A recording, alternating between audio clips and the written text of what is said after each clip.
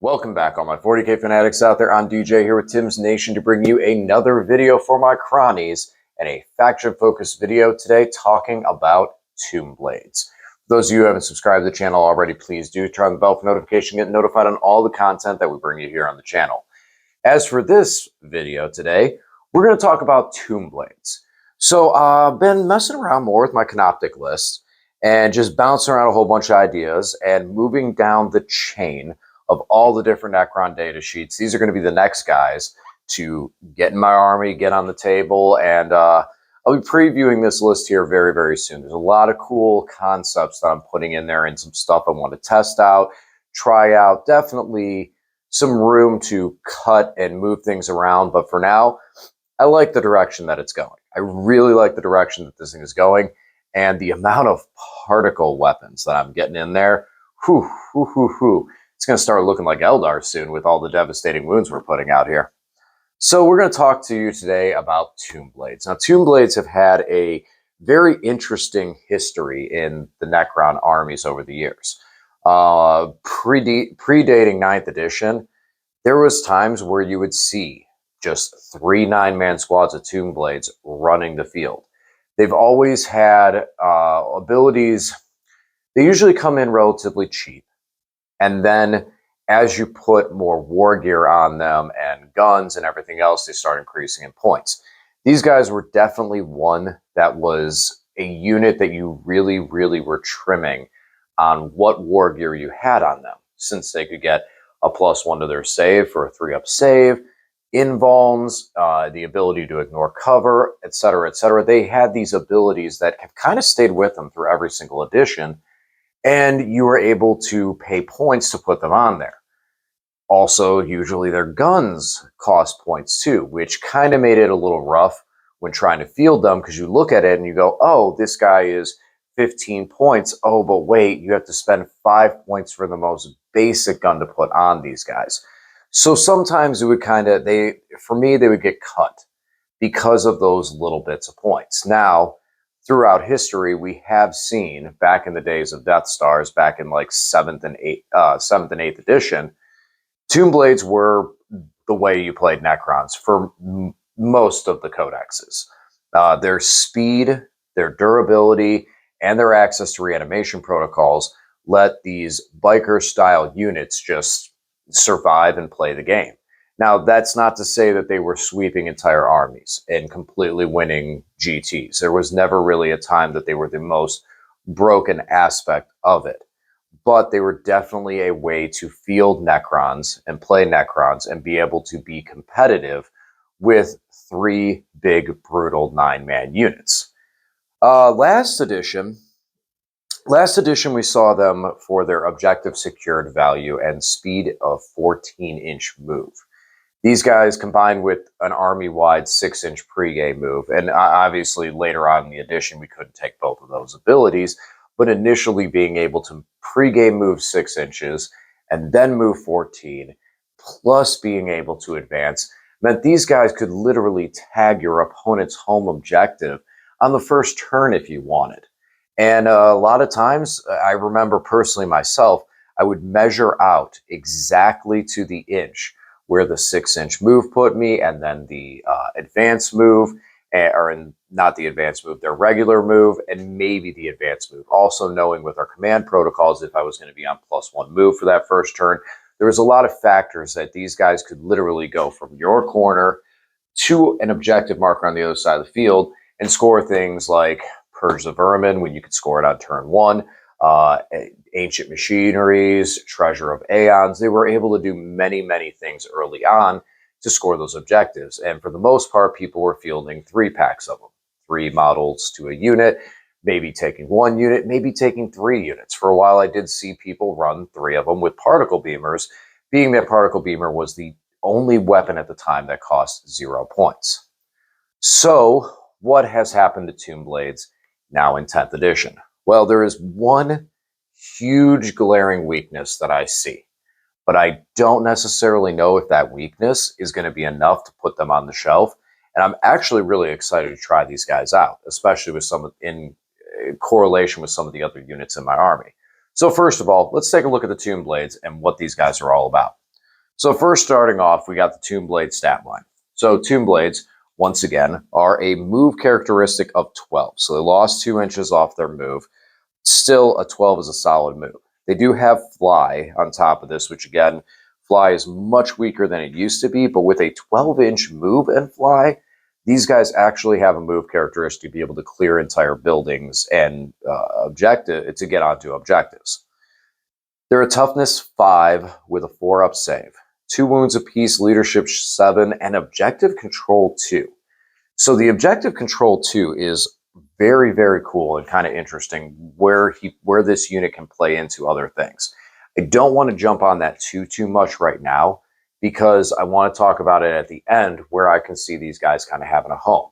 We're going to come back to that objective control 2 because that is a very crucial stat line, I feel, for these guys that makes them very, very interesting in 10th edition 40K right now. So over to their guns, because the guns are what you would expect from the guns as we've seen the Necrons go. They basically do all the similar things that you see from other armies. And the one thing I'm happy about, and I know a lot of people have seen this, where you go and you buy bottles like this, and you build the kit. And this is kind of a difficult kit to magnetize because of how the guns are attached. Regardless, I mean, you can, I've seen it magnetized. It's just difficult because of the way the model is. And when you start putting magnets underneath it, it starts to off balance the model. So for us in 9th edition, and our particle beamers, usually Games Workshop has a really good time of changing it that the gun you want to take in later editions is usually the gun you're not equipped with. I'm very happy that I really like the particle beamer. So let's talk about these guns. So first of all, we have particle beamer, twin gauze blaster, and the Tesla carbine. Let's go from bottom to top. So Tesla carbine is a twin weapon. It is assault, sustain 2. So every 6 to hit is going to get you 2 additional hits. And it is twin link, so it'll be re-rolling the dice to wound at your leisure. It is an 18-inch range with 2 shots base, ballistic skill 3, strength 5, AP 0, 1 damage. So no AP, which is disappointing, but it's what we see with Tesla.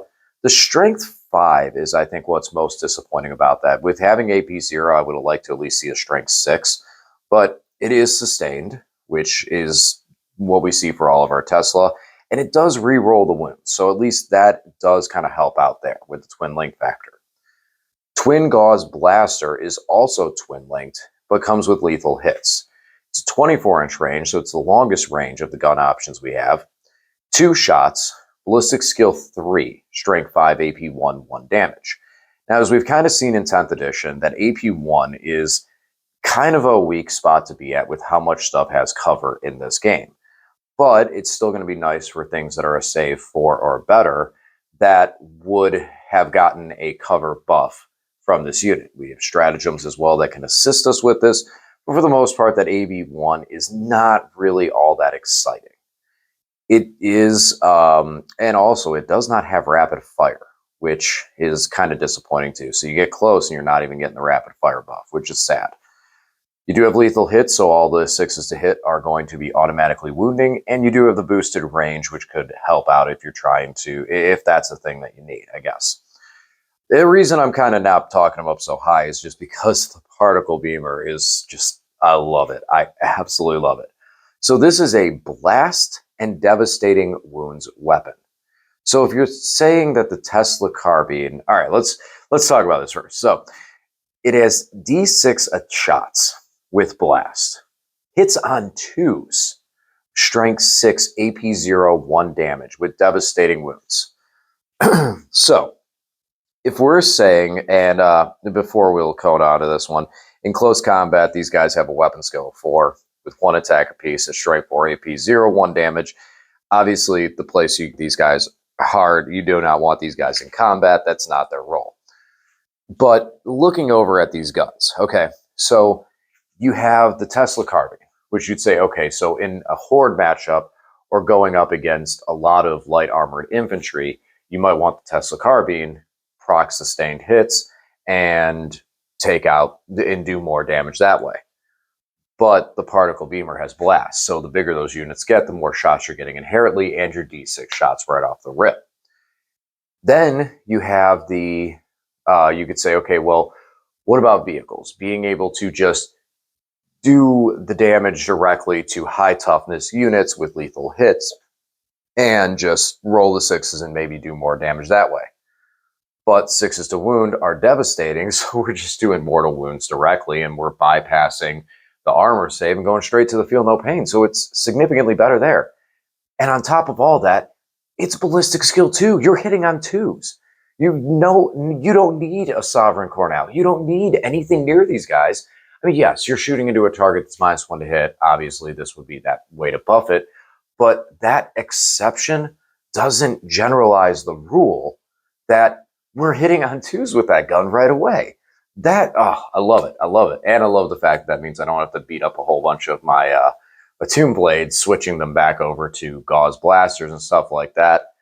We can stick with the particle beamers of last edition. So, and again, combat's not where these guys want to be. They want attack, weapon skill 4, strength 4. They ain't going to do anything there. Not at all. So now let's talk about some of their abilities, because they got really cool abilities that help this unit out a lot. First of all, these guys have Scout, 9 inches. So 9-inch move to get these guys out of your deployment zone and near another objective marker. Also, they have reanimation protocol, as we've seen, we're Necrons, so that's what we do. And invasion engrams. So these guys are -1 to hit at all times. A buff that we look for from the Chronomancer or the enhancement, the Hypermaterial Albiter. These are what these guys have inherently with the guns and their weapons. It's like having cryptex and character buffs inside the unit just as is. Now we'll get down to the War Gear ability, because the War Gear is an interesting place. So this was a place where we would lose a lot of points on these guys in the past, but now with 10th edition, we're not having to spend points on all these things. So first of all, before I even get into what they do, the way you can take these is every model in the unit is allowed to, any models, in fact, are allowed to take the shield veins. Then the Nubble Scope and the Shadow Loom, you can take 1 of those per model. So with that, the shield veins, the bearer has a 3-up save. Okay, so every single Tooooomb blade will have a 3-up save, because again, we're not paying the points for it, so give it a shield vein. Now you got a 3-up save. So now it comes down to the Nubble Scope and the Shadow Loom. Nubble Scope gives you your ranged weapons equipped by the bearer have ignore cover. Okay, ignore cover is kind of cool, and I don't think that that's necessarily bad. And considering the fact that you can take a couple here and there might be an argument for, say, taking a couple of them with the Nubble Scope to have the ignore cover. For me, I'm not taking any chances, and I'm going straight to the Shadow Loom. The bearer has a 5-up invuln. So we're looking at changing this stat line from a 4-up save to a 3-up save with a 5-up invuln and -1 to hit. Now, once again, think about that for a second. 2 wounds apiece, toughness 5, 3-up save, -1 to hit, and a 5-up invuln. That's a really nice defensive stat line for these guys. And that's probably good enough to handle most conventional guns in the game that you get hit by. Now, mind you, yes, there are things that can go +1 to hit and ignore your -1. You have things like Oath of Moment, so they're just going to re-roll everything, so that's not going to matter as much. But having that 5-up invuln and the 3-up, like, again, it's like with these abilities, it's like having a Technomancer with them, or a Chronomancer, a Technomancer, and all these combinations on these guys to just give them the buffs that we're paying for our characters right away. And these guys are 80 points for 3 of them. And here comes the weakness that I see from them. You pay 80 points for 3 or you pay 160 points for 6. Maximum squad size of 6. And that's what concerns me about the unit. These guys do only have 2 wounds apiece. And granted, you can target them with different strats. These are one of the rare mounted units that is targetable with a resurrection orb from a catacomb command barge. So yes, they could reanimate that way, but again, the reanimation orb is slightly backwards. It does well for big bulky units. I'm not sure how well it's going to do to be able to target one of them, but it is a unit that can be targeted by that. Let's talk about that catacomb command barge again. Catacomb command barge gives an aura of +1 objective control value. These guys already have objective control value too. Okay, resurrection orb can pop and hit them and allow them to resurrect during your opponent's turn. So maybe if a unit falls back to where your catacomb command barge is after rezzing a little bit, then you can res a little bit more during your opponent's turn and kind of start rebuilding that unit. And on top of it, that means each bike is objective control value 3. So there's now the gears are going. Now the wheels start moving, and the hamster's running, and we're starting to look at some stuff here with this and how the catacomb command barge can interact with the Tooooomb blades. Again, the only thing that really concerns me is the fact of the squad size 6. I feel like early on in the game, when your opponent still has a lot of strong shooting units or strong guns on the table at that point, the Tooooomb blades could be at a risk of getting removed without even allowing the reanimation to affect them. Now, we do have the 1 command point strat pop on them and be able to get a couple of them back and try and slow down that wield. But at that same and the -1 to hit and the 3-up save and the 5-up invuln, all that stuff, but it's not perfect.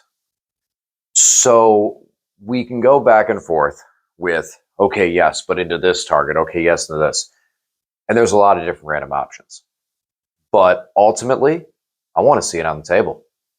I really want to see it on the table and see how these guys can perform. Now, I'm going to flash the catacomb command barge again real quick. So I want to show you guys what I'm talking about with with its different abilities. I'll just put it over here on the screen, what the ones I'm talking about, so you guys know what I'm saying. But the CCB gives us +1 objective control, the reanimation orb. It's a strong defensive unit, and since we don't really need to buff these guys with the Sovereign Cordal, we can take that Centruple Weave.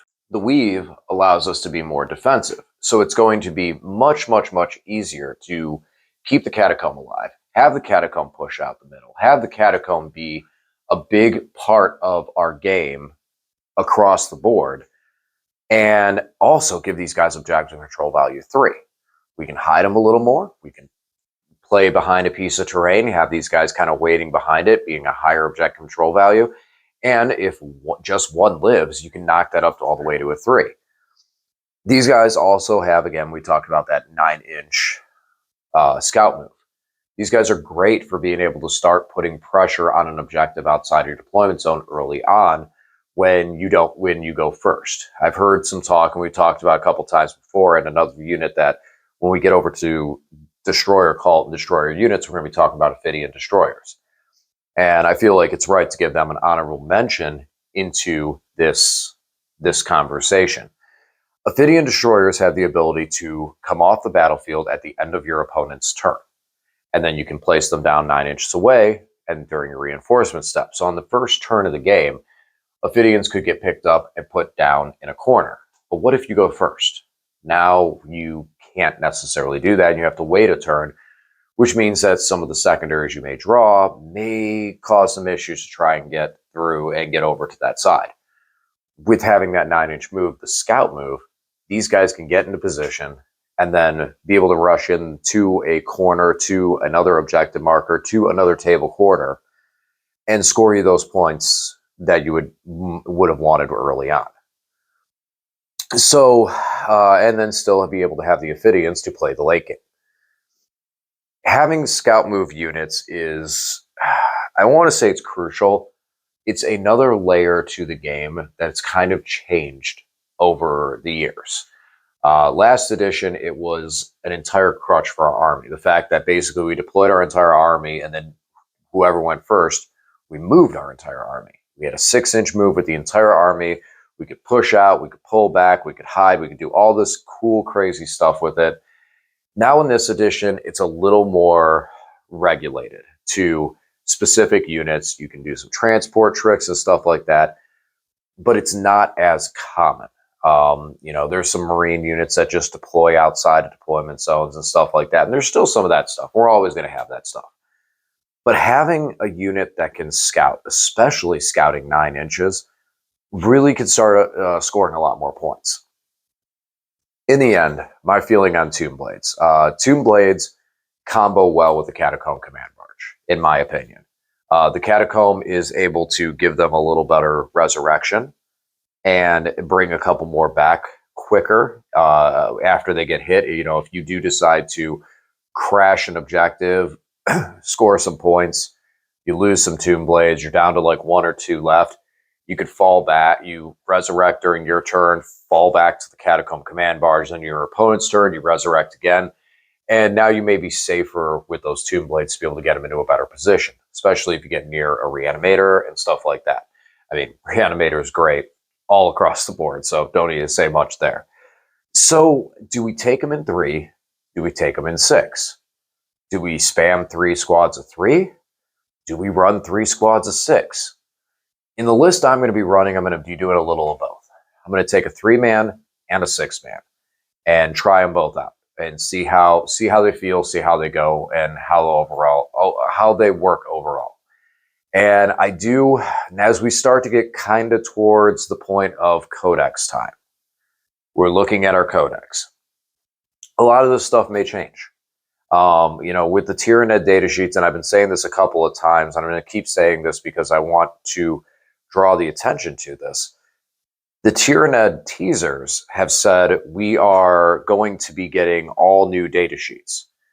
And now, does that mean every data sheet's going to change? Who knows? I don't think it's going to change the entire army composition. I think a reanimation is going to stay the same, but some data sheets may shift over. We may see Scarabs return back to 9-mans, Tooooomb Blades return back to 9-mans. Some of these squads may go back up to their to the sizes that we're used to, since they kind of dropped off in a weird way, and we lost a lot of numbers there. So I do think we're going to see some of those pop back up. The abilities that we're seeing will probably stay the same, similar, maybe slightly modified. Some of the stuff that we're seeing that's problems right now, and I hate to say it, but Crypt Thralls, I love them. We all love them. They're a great utility. I don't actually personally think they're broken. I think they're a great utility piece that, if practiced, you can do a lot of work with them. But you have to practice them. They're not one that is just slap it in here and everything's good. You have to practice them. You have to practice, when do you take the hits on them? When do you take the hits on your guard or your warriors or whatever they're with? And they take some skill to run behind them. And I think that if a unit is good when skill is involved, then that doesn't mean it's broken. That just means the unit's good. So, I do think that like the Lich Guard are definitely a very, very, very strong option right now for us. And everyone is calling for their heads. But I feel like we're just early point of the edition, and every army kind of has a couple of units that are really strong and really good and really tough to deal with. Ours just happens to be Lich Guard.